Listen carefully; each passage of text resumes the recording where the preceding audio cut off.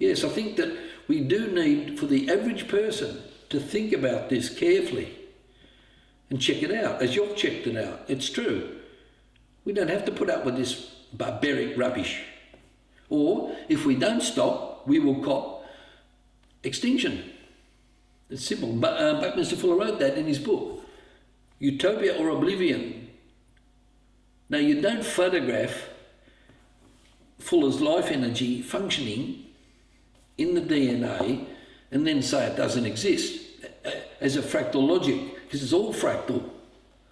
NASA's published that it's fractal. In fact, we know it goes to infinity universally because dust between stars, when they're examined with spectrographic analysis, give the chemistry existing out there. So why are we being told a lot of bullshit year in and year out? Our universities are collapsing if we don't get this right. If you're a foreign student and you really want to get with it, and we're going downhill economically, the world is, how are we going to keep our standards up when we're so stupid? We are stupid.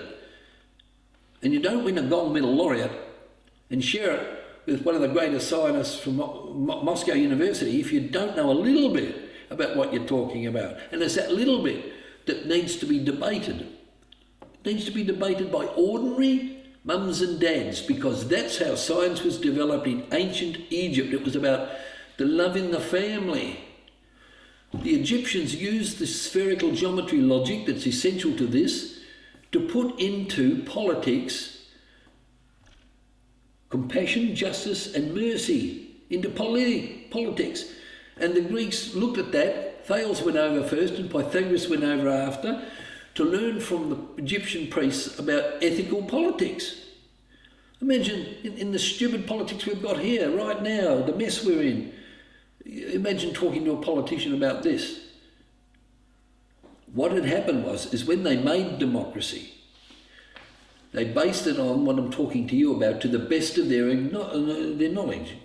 It was liberty and freedom was based on physics principles, but the only physics principles that they had to make the democracy work was Newton's published work, not the balancing unpublished one.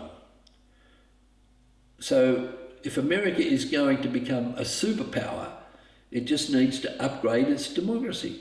We haven't got that democracy today. It's fallen into a plutocracy, ruled by money. We need to really think about these things. We go and fight wars and get shot. For what? We have to know a lot more. Or we inherit a nightmare. And this is the nightmare. I can't quote the exact words, but it goes somehow like this. Lord Bertrand Russell gets a Nobel Prize in 1950, and he wrote about the second law of thermodynamics, that it is never to be contradicted, it can't be contradicted, it is law, and we must suffer the humiliation and despair of what that means, that nothing we think of is going anywhere. Now that's dangerous stuff, especially in the upper class of the British, who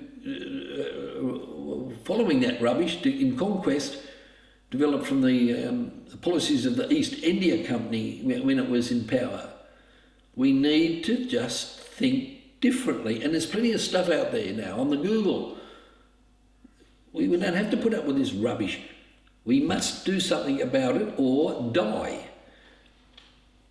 And I feel rather strongly about this, that we should at least look into it, to be prevented from looking into it, because Einstein said the premier law of all of the sciences forbids you to do this. It's not good enough. It's not good enough. And there's a con somewhere. Someone's pulling the strings for money-making purposes. It is, we know this from the work of Maria Montessori, and she's listed as the greatest scientist in 1907 in Time magazine's Century of Science. What did she want to do? She wanted to balance Einstein's E = mc squared, which she called the greed energy law. This is the law that I'm talking about. It's called the second law of thermodynamics. That's causing all the trouble. She called it the greed energy law, which would bring about economic collapsing. This is the same thing Kafka was writing about, Buckminster Fuller was writing about it. And the hero of this battle was the Jesuit priest Teilhard de Chardin. You've heard of the golden gates to the future in the Montessori school. Mm-hmm. They're electromagnetic gates. We know that, with a terrible, terrible, sad tale to tell, we know. But the good part was that the gates would only open for everyone all together at the same time, not for any privileged few or chosen race. This was the golden gate. The key was electromagnetic. So I set some scientists to help me, and they worked and sent me their results back. One particular, I think it was Betty, I can't pronounce the other name, it's a Swedish name, it's slipped my mind.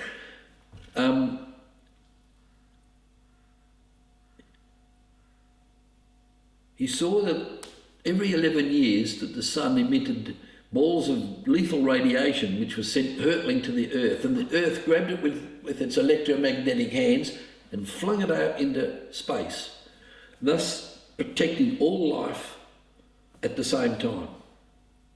So the electromagnetic logic of loving your neighbour as you'd have him look after you starts to make a lot of sense. He was a very devout Catholic priest. I think he almost got excommunicated for this, or he got into serious trouble. He was working with Maria Montessori. The Vatican couldn't be critical of her because she was working with President Woodrow Wilson at the White House. He had a school there. Now here's the terror, the horror of putting up with this law that I was telling you about. The law came from the writings of Saint Augustine, which sounded pretty good to Thomas Malthus, who was a professor at the East India College. He was in charge of policies for economics and politics. So he wrote a population essay. Darwin cited the essay as the basis for his life science, evolutionary life science. Mm-hmm. The essay from Malthus becomes synonymous with the second law of thermodynamics. That's the law that's causing all the trouble. So Darwin used the second law of thermodynamics as the basis for his life science. Okay, we know now that it rules the West, that law. But way back in Montessori's time, President Woodrow Wilson, who was really upset that so many people got killed in World War I, decided to have a referendum in America where the people would get away from being tied to a mechanistic worldview and link democracy with life science, because democracy is a living thing. He was working with Graham Alexander Bell, who was working with Montessori. She was also working with Thomas Edison on the electromagnetic input into young children at school. We don't know any of this stuff, but here's what happened. Woodrow Wilson sided with the electromagnetic model from Darwin as derived by Alexander Graham Bell. So now you've got a nightmare of total destruction come up in politics. We mustn't be too harsh, because it was considered the done thing. Even Churchill and people like that, they thought that people that were unfit to breed should be sterilised. Okay, a lot of people might say if it's terrible, it's help for the world, etc., etc. We know all these arguments, right? But President Woodrow Wilson ended up a prominent person in the Darwinian eugenics debate or society in America, and he actually signed a document sterilising 60,000 Americans as unfit to breed. Now, the next thing is that we find that Alexander Graham Bell is high up in, he's running one, I think he was in charge of that organisation. Okay, it probably got modified, but during the Nuremberg trials for the Nazis, top German Nazis were trying to explain that Hitler got his policies from these times. Now that same law is running right up now. If you look at Montessori or Teilhard de Chardin, the Jesuit priests, the Golden Gates only open for everyone, and start to analyse which did the best, the Nazi rubbish or the humanitarian one, you'll see that more people were killed in World War II. It's just too horrible. The pick of what they thought were the best were killed. So it doesn't make sense. None of this makes sense. We need this compassion. There's something strange going on and we need to know what it is in natural physics. So they made a bad bet. It was de Chardin's Golden Gates electromagnetic stuff, which, what speaks the language of that is a sphenoid bone. And we need to understand it in the name of humanity as ethical physics. Most scientists today, the barbarians, think that ethics is how you use science. It's stupid. It's in science. We know the molecule of emotion exists. It was discovered in 1972 by Candace Pert. And that molecule creates the endocrine juices for survival. Now, the only difference between that molecule of emotion in a human and one in a simple cell is that ours moves faster. So evolution is exactly what the Greeks were writing about, because the endocrine juices that are secreted by the evolution of emotion are for the health of the cell. It's for the health going into the participation with the universe. You can easily see what it is. And if religion says otherwise, okay, we won't pick on you, just butt out of science. Butt out. You burn enough people alive, get out. Cut it out. Or use your good office for peaceful means and help, join it. It's easy to do and it can be done. I won't get into religion too much, but the Knights Templar dug up most of what I'm telling you about under that temple in Jerusalem, and they thought that Jesus Christ was teaching the atomic physics better than the one in 3rd century BC Greece. This was inherited by the Freemasons, and Thomas Jefferson wrote a Bible about it. You've not been taught that at school. No. We don't know. Now, you've got Indian philosophies almost saying pretty much the same thing. We don't know what we're doing. We're mad. And it's time to stop it and develop the science properly. The humanitarian science that was once the glory of Western science, which was the life science from Greek, fractal. If you're looking at a future for the human race, can you see any good future with certain areas cooperating? Yes, indeed. It's beyond belief what we've discovered. I won a gold medal laureate because I corrected Leonardo da Vinci's theory of knowledge. It's easy to do. It was easy. You've seen the eye on the pyramid on the banknote. Yes. I need you just to move your chair a bit to your right. Thank you, perfect. You've seen it was very easy to correct Leonardo da Vinci's theory of knowledge. He thought that the eye was the source of all knowledge. Plato wrote that, watch out, that's a barbarian act, because the spiritual engineering principles do not come from the eye, which Leonardo wrote down. And so did his colleague that came after him. Well, it wasn't a colleague, his successor, Descartes. He wrote the same thing. And then one of the greatest scientists Francis Bacon did exactly the same thing, and he wanted an empire for all men based on total knowledge from the eye. And Thomas Jefferson said, oh, that sounds great. And you can see these written letters about this. This is great. So the all-seeing eye goes on to the American seal. It's depicted on there without anyone realising that it's not the bloody eye at all. Now, Da Vinci, I had to prove it. It's easy to do. When the sperm touches the egg, there is no eye there at all. So the eye cannot be controlling life totally at all. There isn't any eye. It's a different optics that jumps into the middle of the cell and makes life. And the skin of the ovum, the thing is liquid crystal optic construction. Now you're into some really spooky stuff. Beyond belief. You can... Darwin's theories just don't make any more sense.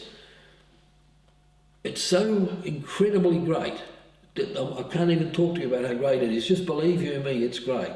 And that's how we can inherit incredible wealth without debt. The rich people can continue to be rich.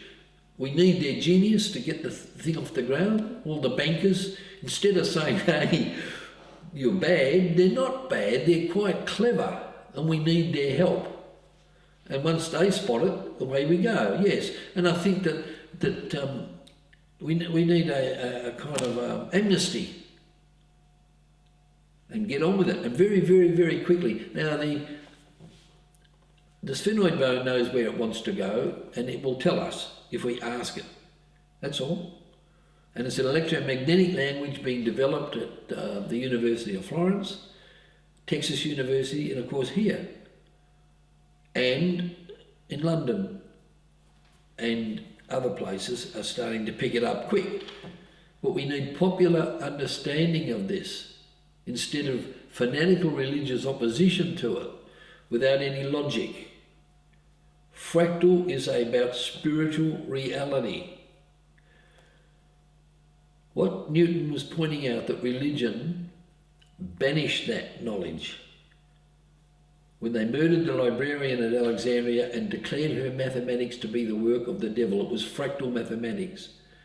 And then St. Augustine brought in that rubbish about the evil of female sexuality. Well, it's a relic of the Dark Ages. We're living in the Dark Ages still, as everyone's beginning to wake up. And that's it. We're ruled by this silly understanding. It's just an inadequate understanding of the second law of thermodynamics, that's all. We don't want to become gods. We want to destroy the planet instead, which is worshipping the devil, Lucifer, and you do that, you lose your immortal soul. That's from the Greek and the Egyptian. So we turn it into modern physics and save the day. Yes, I do think we can do it. And it's pretty great, the stuff that we're finding out. It's absolutely unreal. Nassim Haramein seemed to be very close to describing what we think is there. That's why I was very impressed with his talk, and he's a pretty clever boy.